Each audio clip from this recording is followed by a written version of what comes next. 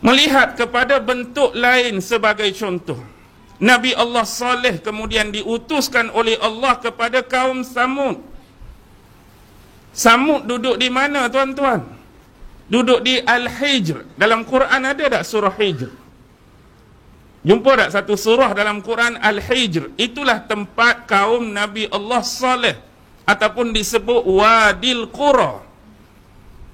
Kaum Nabi Allah Saleh adalah satu kaum yang mana mereka ini menolak mukjizat yang datang daripada Nabi Allah Saleh. Mereka lawan Nabi Saleh, mereka tentang Nabi Saleh.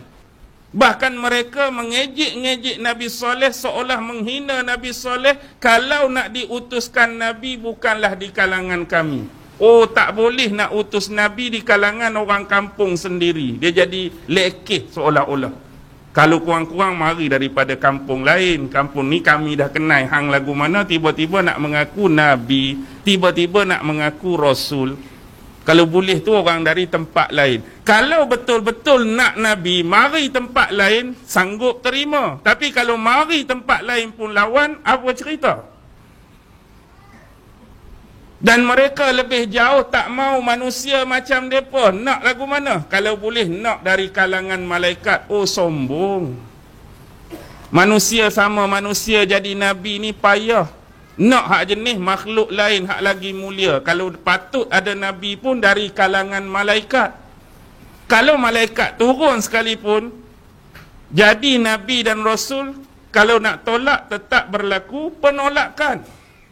Alasan boleh dibagi. Lepas tu macam-macam pula tu. Lepas tu nak siapa pula jadi Nabi. Hakikatnya, bila berlaku demikian, minta bukti. Ialah dah mengaku Nabi, mengaku Rasul, apa bukti dia? Bukti dia ialah Nabi Allah Saleh mendatangkan mukjizat bentuk apa tuan-tuan? Bentuk macam mana? Keluarnya seekor unta daripada celah batu. Batu yang besar, batu yang kukuh, batu yang keras, tiba-tiba keluar unta. Hebat ke tak hebat? Hebat. Kalau hari ini contoh, antara mukjizat saya ialah kebetulan ada semok tepi tu. Lepas ni akan keluar seekor anak lembu. Tiba-tiba keluar sungguh. Betul lah, kebetulan anak lembu keluar semok. Tu bukan mukjizat. Hak ni batu. Memang dari sudut akal, logika dan rasional binatang apa pun tak akan keluar. Unta lagilah besar. Lembu ke, kerbau ke, seladang ke, memang untuk logik akal tak akan keluar daripada batu. Tetapi bila keluar, apa yang berlaku? Ada sebahagiannya beriman kepada Nabi Allah Saleh, tetapi yang menentang terus menentang. Bahkan lebih jauh mereka merancang untuk apa? Untuk bunuh unta tu. Bunuh mukjizat tu. Lalu mereka berpakat.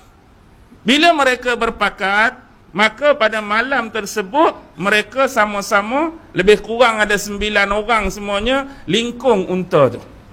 Bila nak mereka buat pekerjaan terkutuk tu, tiba-tiba rasa gemetar. Tangan mereka bergetar, jiwa mereka bergetar.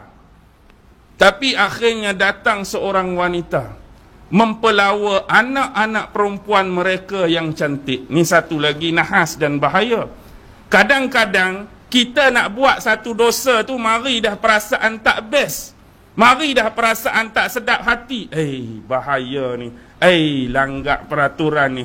Langgak syariat ni. Macam dah tak berani. Tiba-tiba mari jenis malaun macam ni, dia tawarkan macam-macam. Makcik ada anak dara cantik. Kalau hang bunuh ustaz, memang makcik bagi kat hang. Dia jadi lagu lain semangat tu. Hak rasional saja. Contoh. Sebab itulah isu Isra' Mi'raj jadi isu besar bila dikaitkan dengan rasionalism. Masuk pada rasional dah isu Isra' Mi'raj? Memang tak akan rasional. Sebab malam tu Nabi naik apa? Naik buraq. Buraq pula boleh terbang. Hebat ni. Tapi tak masuk akal pula cerita ni. Rasional dia tak ada. Jadi kalau main dengan rasional, maka cerita ni seolah jadi cerita tahyul. Isra' Mi'raj jadi dongeng.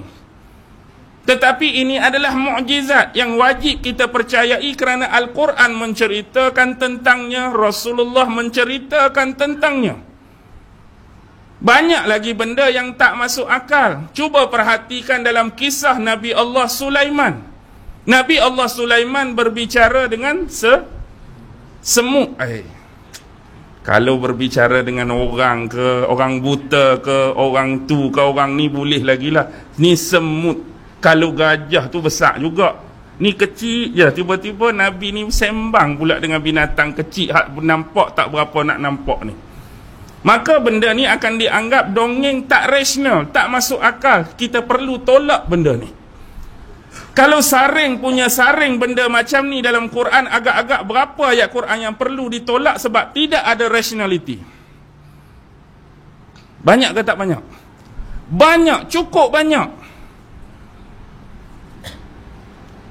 Nabi Allah Sulaiman mampu mengawal angin dan mampu membawa dia pergi ke mana saja. Boleh kawal angin, boleh bawa dia. Macam Goku dengan Gohan punya cerita. Tahu Goku dengan Gohan punya cerita?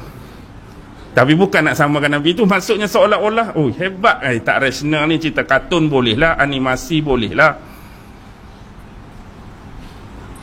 Banyak benda-benda. Tambah-tambah mari mukjizat Nabi Isa, hidup orang mati lah. Orang mati ni payah nak bagi hidup balik, tapi dia hidup balik.